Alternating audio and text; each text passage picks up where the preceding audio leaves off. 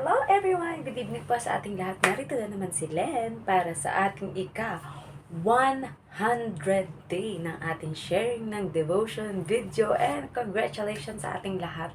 Thanks God, nakaabot na tayo ng 100 days ng ating ginagawa na sharing ng devotion video. Di ba hindi nyo akalain?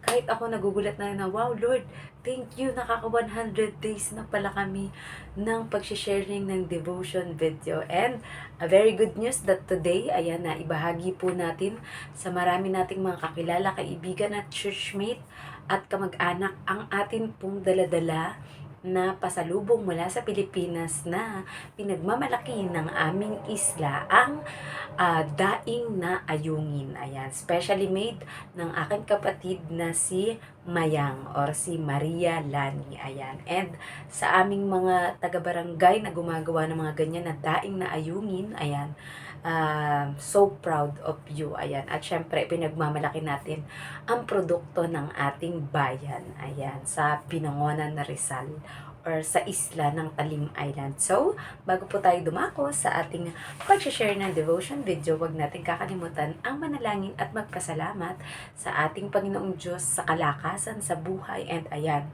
after 2 Sundays na hindi tayo nakasimba dahil nagbakasyon nga tayo sa Pilipinas, at thanks God, mission accomplished tayo, at kahit 1 week lang ang ating bakasyon ay sulit na sulit dahil talagang na-enjoy ang moment sa Pilipinas. Ayan, at syempre, kailangan natin magbalik dito sa Hong Kong para sa muling pagtatrabaho at paglilingkod sa ating mga amo dito. So, bago po tayo magpasimula, huwag kakalimutan ang manalangin. Ama naming Diyos na makapangyarihan sa lahat, muli maraming salamat po Panginoon sa isang buong araw na puno ng victory, Panginoon, ng kasayahan, kaligayahan, Panginoon, dahil muli ay nagawa namin ang mga misyon na dapat namin gawin sa bawat araw, Panginoon. We thank you, Lord, for the privilege, for the life, for the breath, Panginoon, for the strength namin, Panginoon, na bagamat sa labas man ay hindi maganda masyado ang panahon dahil ito ay maulan, Panginoon, pero sabi nga sa kabila ng ulan, Panginoon, ay may bahaghari at may pag-asa.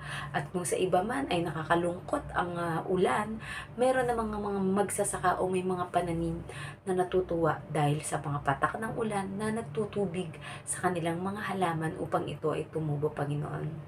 Gayon din po, Panginoon, pinapapurihan at pinasasalamatan namin kayo, Panginoon, dahil kagaya sa naging topic sa preaching kanina, Panginoon, we know that you are our good shepherd, kagaya sa preaching na ang paborito nating Bible verses na Psalms 23 or mga awit 23, na kung saan ay pinapakita, Panginoon, na kailanman ay hindi kayo nagkukulang sa mga nararapat na ipagkaloob ninyo sa aming Panginoon, mula sa buhay pa lamang, sa pagising namin, Panginoon, sa hininga, sa lakas, Panginoon, at napagtatagumpayan namin ang bawat araw, Panginoon, dahil kasama namin kayo, ang aming good shepherd, ang aming great provider, ang aming great healer, at ang Almighty na makapangyarihan sa lahat, at siyang nagmamahal at nagbibigay sa amin ng lahat ng mga bagay na ito, Panginoon.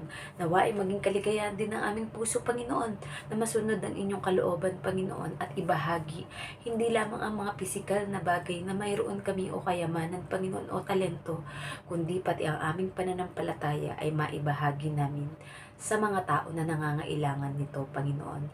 Tulungan niyo po ang bawat isa sa amin, Panginoon, na maging boldness, na magkaroon ng boldness, Panginoon, ng tapang, Panginoon, at hindi namin ikahiya, Panginoon, ang inyong mabuting balita na kaligtasan dahil sa tinapos na gawa ng inyong anak na si Jesus sa krus, Panginoon, na kung saan, Panginoon, ay kinaya niya ang sobrang hirap na iyon, Panginoon, na hindi kayang dalahin ng kahit sino, Panginoon, na kagaya sa aming mga ina, Panginoon, na sa aming pagluluwal o panganganak ng aming mga anak, Panginoon, na bagamat nasa bingit ng kamatayan, Panginoon, ay dahil alam namin na kasama namin kayo, Panginoon, ay mapagtatagumpayan namin iyon. At kapag lumabas na ang aming anak mula sa aming katawan, Panginoon, ay sobrang kaligayahan ang maidudulot. Kaya kami din, Panginoon, ay sobrang saya dahil sa nagawa at tinapos na gawa ng iyong anak na si Jesus sa krus, Panginoon.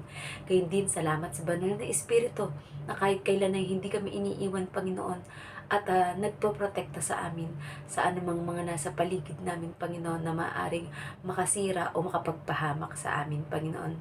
Lagi po namin kayong nais na mapapurihan, Panginoon, sa aming mga gawa, sa aming mga salita, sa aming iniisip at sa laman ng aming puso, Panginoon. Kaya muli, ibinabalik namin ang lahat ng papuri at pasasalamat sa tanging pangalan ng bugtong na anak na si Jesus. Amen. So, ito po yung nakasulat sa Lucas 19:22. Sabi dito, "Sinagot siya ng hari, 'Masamang alipin, sa salita mong iyan ay hahatulan kita. Alam mo palang ako'y mahigpit at sinasabi mo pang kinukuha ko ang hindi sa akin at inaani ko ang hindi ko itinanim.'" Message: at nakakatakot ang naging tawag ng Panginoong iyon sa alipin na iyon. Ito daw ay masama at ibinalik dito ang mga masamang sinabi nito sa kanyang Panginoon. Application: madalas ganyan ang karamihan sa atin. Kapag pangit o hindi maganda ang nangyayari sa buhay natin, sinisisi natin ang Diyos o sinusumbatan. Ay gaya sa alipin na ito na wala namang ginawa na kapaki-pakinabang. At siya pa ang may gana at lakas ng loob na ipahiya at kutyain ang kanyang Panginoon, gayong binigyan na nga sila nito noong una pa lamang.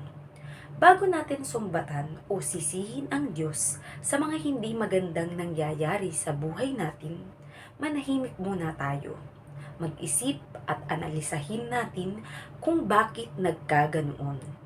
Dahil ang maaaring makita mo ay una, baka hindi mo sinunod ang kalooban ng Diyos kundi ang sarili mong kagustuhan. Ikalawa, baka naging tamad ka, pabaya at nagtanim ng di mabuti sa kapwa. Dahil sa kasabihan, kung ano ang itinanim natin ay iyon din ang bunga na ating aanihin. So, purihin ang pagkabasa ng salita ng Diyos. And syempre, may kasama na rin yan na application words natin, 'di ba? So, sa ginawang ito ng masamang alipin, ayan na nga, sinabi na sa kanya ng kanyang Panginoon, 'di ba? Kung yung sa una at mga nagbunga ng 10 at 5, ay ito ay mga mabubuting alipin. Dito naman sa ikatlo, siya ay masamang alipin. Ayan. So, dahil nga, ang ginawa niya, naging sakim siya. Imbis na ibahagi niya at ibukas palad na itulong sa iba para sana ito ay tumubo, ang ginawa niya ay sinarili niya lamang ito. 'Di ba? Itinago sa panyo, binalot sa panyo, at itinago kung saan, 'di ba? So, anong nangyari? Kung ano lang ibinigay sa kanya, yun pa din yun. Walang kahit anong bunga, 'di ba? So, sa buhay natin, 'di ba, yun nga, ginawa ko example. Kapag pangit o hindi maganda yung nangyayari sa atin, halimbawa, gagawin natin example bilang halimbawa estudyante ka, dahil karamihan naman sa atin talaga at halos lahat sa atin ay kailangang mag-aral para kahit papaano ay may kaalaman ka sa mga bagay-bagay, di ba? So halimbawa, bumagsak ka sa isang exam, ayan. So, galit na galit ka. Lord, bakit ako bumagsak? Nag-aral naman ako mabuti. Tawag dito, nag-aral ako mabuti, nag-review akong mabuti, tapos talagang nagsunog ako ng kilay para sa pag-aaral, 'di ba? Kaya minsan sabi, bakit ganito nangyari? Hindi dapat, hindi ko to deserve, Lord. Or maaari siyang what we call this, magsumbong o tanungin ang mga teacher or principal kung bakit siya bumagsak. Pero kung ito ay nanahimik muna at inanalisa niya, ganito kasi yan. Minsan, baka ang ginawa mo, nag-review ka nga ng todo-todo o matindi, pero hindi naman yun yung naging tanong sa exam. 'Di ba? Kaya anong nangyari? Yung naging sagot mo, akala mo ay tama, ay mali pala. O, 'di ba? So, pwedeng ganon, 'di ba? Pwede namang siguro sinasabi mo lang na nag-review ka o nag-aral ka na mabuti, kasi kung nag-aral kang mabuti o nag-review kang mabuti, kapag nakita mo ang tanong, automatically, alam mo na agad kung ano ang magiging sagot doon, di ba? So, may mga iba't ibang side na dapat nating tingnan, di ba? O kaya, sabihin na natin, yun nga, di ba, sinasabi mo na ikaw ay nag-aral, nag-review, or what or something. Kaso lang, halimbawa, dala ng pagkakataon, nagkasakit ka. during the time of your exam, 'di ba? Siyempre, pag may sakit ka kasi, minsan hindi ka nakakapag-isip ng matino or kahit sabihin mo na sobrang minemorize mo o inaral mo ang lahat ng bagay, lalo na kung ito yung sakit ng ulo, sa sobrang sakit ng ulo mo, hindi ka makaka-concentrate, or lalo na kung may mga trangkaso, 'di ba? Or may virus ka man na kung ano, 'di ba? So, talagang ang mangyayari sa'yo, ang pinaka-aatakihin kasi ng sakit na yun, lalo mga sakit ng ulo, is talagang ang yung ulo or ang yung sentido, 'di ba? Kaya syempre, hindi ka makakapag-isip ng tama, 'di ba? Hindi mo mailalagay yung tamang sagot or baka masakit yung ngipin mo, 'di ba? Sabi nga, ang sakit ng kalingkingan ay sakit ng buong katawan, 'di ba? So, maraming mga factor na maaaring maging dahilan para yun, mag-fail tayo sa exam, 'di ba? Or sa buhay naman, 'di ba? Gagawin natin example, Lord, bakit nagkaganito ang buhay namin? Bakit kami naghihirap ng aking pamilya? Bakit wala kaming makain? Bakit wala kaming maipangpaaral sa aking mga anak or sa aming mga anak, 'di ba? Kaya minsan tingnan mo rin or analisahin na baka naman kasi, o 'di ba, nag-aaral pa kayo tapos siyempre, naging mapusok kayo, may nangyari sa inyo, kaya hindi niyo natapos ang inyong pag-aaral, kaya kayo naging mahirap, o 'di ba, that's one factor. Next naman ay, yun, sabihin na nating naka-graduate ka, nakatapos ka ng pag-aaral, pero wala ka namang mapasukan na trabaho na angkop sa iyong pinagtapusan, o 'di ba? So, ang magiging tendency mo either maging mga factory worker or basta iba sa profession mo, 'di ba? Dahil alam niyo naman sa atin sa Pilipinas, kahit sabihing nakatapos ka, board passer ka or what, ay minsan yung nagiging trabaho na available is hindi yung kakayahan mo or yung kinuha mo, 'di ba? Or minsan sa sobrang dami na, halimbawa kagaya ng mga teachers, 'di ba? So sobrang dami na ng mga teachers na sinasabi nga ng iba na either palakasan kapag may malakas kang backer, makakapasok ka sa mga public school kung ikaw ay board passer, 'di ba? Kasi kung hindi ka pa board passer, ang posible na mapapasukan mo bilang teacher ay mga private school na hindi nagtumitingin or tinitingnan kung ikaw ba ay board passer, examiner na, 'di ba? So, iba't ibang mga factor 'yan or talagang pwede ring sabihin na kahit meron mang trabaho or may available na pagkakakitaan, naging tamad ka lang talaga. Hindi ka kumilos dahil expected mo, halimbawa, meron ka namang aasahan na ibang tao, 'di ba, na magbibigay sa inyo. Pero paano kung wala, 'di ba? Kaya ang mangyayari nga kayo na pamilya, 'di ba? So, sabi nga, binibigyan tayo ng Panginoon ng kakayahan, talino at lakas para gamitin natin ito para sa pagtatanim, 'di ba? Magtanim tayo ng kabutihan, magtanim tayo ng pagkilos, pagtatrabaho, yung mga ginagawa natin, i-dedicate natin para sa ating Panginoon para maayos, maganda ang maging resulta at maging in demand ka. 'Di ba? Kapag marami ang nagandahan o nagustuhan ang iyong gawa, kilos o trabaho, ay hahirin ka talaga nila, 'di ba?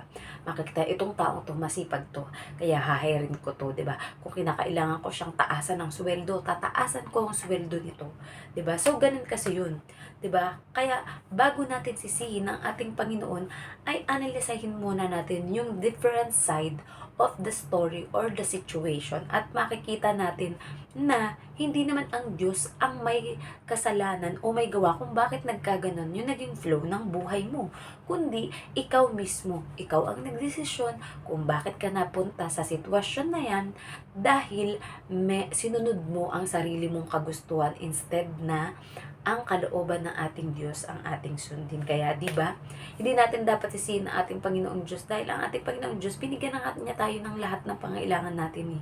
Buhay, lakas, talino, di ba, oras para magawa mo yun. Ngayon, kung hindi mo ito gagamitin sa maayos, edi syempre, sayang lang, di ba? Nagsayang ka lang. And hindi ka nagtanim para meron kang anihin, di ba? Kaya nga sabi, magtanim tayo ng magtanim dahil hindi natin alam kung ano ang tutubo or bubunga sa mga yan.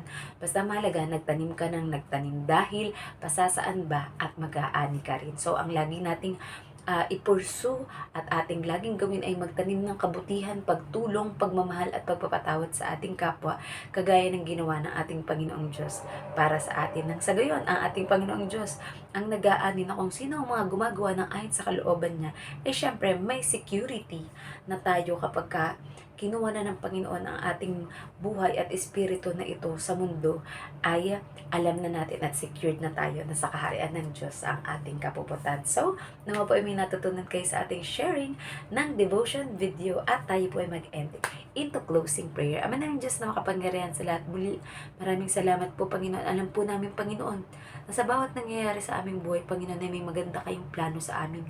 Ngunit minsan Panginoon may mga dahilan kung bakit nagiging magulo o nagiging pangit o hindi maganda ang mga nagiging resulta sa amin Panginoon.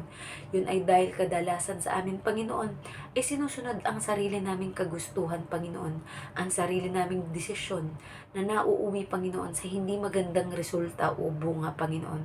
Nawa Panginoon ang bawat isa sa amin ay magkaroon ng humbleness Panginoon at magpasakop sa inyo at sa inyong kalooban sapagkat alam namin Panginoon na ang mga sumusunod sa inyong kalooban Panginoon kailanman ay hindi mapapahamak, kailanman ay magkakaroon ng magandang buhay, hindi lamang dito Panginoon, pati sa kabilang buhay kasama ninyo Panginoon. At alam po namin na kayo ay may magandang plano para sa bawat isa sa amin Panginoon mula pa man, bago pa man kami mabuo sa sinapupunan ng aming ina Panginoon. Kaya nais namin Panginoon na ito ay patuloy na maranasan sa bawat araw ng aming buhay Panginoon at maibahagi rin namin sa aming kapwa upang mapatunayan ng mga tao na tunay nga na kayo ay kumikilos at mapagmahal at mapagbigay sa amin Panginoon kahit hindi man namin ito hilingin Panginoon.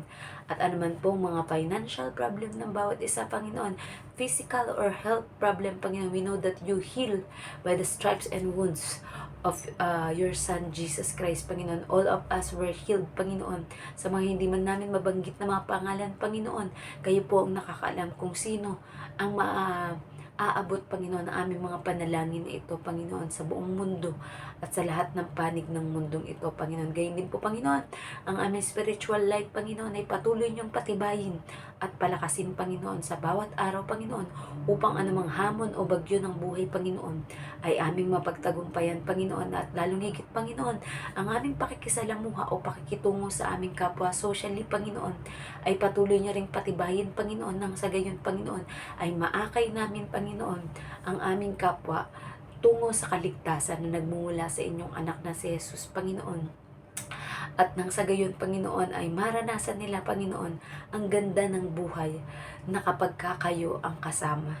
At kami ay magbalik loob Panginoon sapagkat nalayo lamang kami sa inyo Panginoon at sa mabuting relasyon namin sa inyo dahil pinasok kami ng kasalanan Panginoon. Kaya alam po namin Panginoon na sa bawat tatanggap sa inyo Panginoon at magbabalik loob Panginoon, ang inyong kapatawaran ay laging nakahanda na yumakap sa bawat isa sa amin Panginoon. Kayo po ang laging mapapurihan Panginoon. We love you, we honor you, and we glorify your holy name. This we pray in the name of our Lord Jesus Christ. Amen. Good night pa sa ating lahat and God bless. Bye!